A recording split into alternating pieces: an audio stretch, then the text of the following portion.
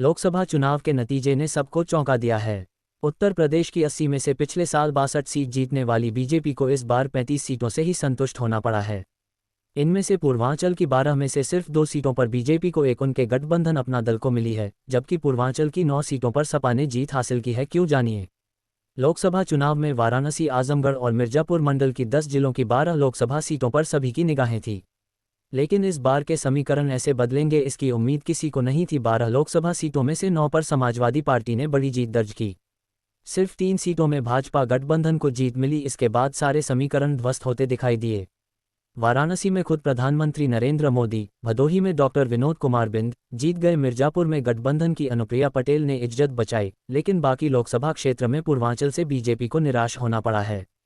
सबसे महत्वपूर्ण यह है कि मोदी और योगी की जोड़ी ने 2014 के आम चुनाव में और 2017 के विधानसभा चुनाव में समीकरणों का ऐसा चक्रव्यूह तोड़ा कि हर कोई पूर्वांचल की जातिगत राजनीति को खत्म मानने लगा था। 2014 के बाद ये तस्वीर बदलने लगी। 2014 के चुनाव में इन 12 में से 10 सीटों पर बीजेपी का परचम लहराया।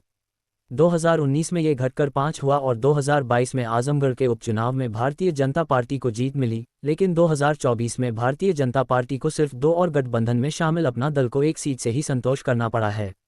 समाजवादी पार्टी ने पूर्वांचल की 9 सीटों पर बड़ी जीत दर्ज की है।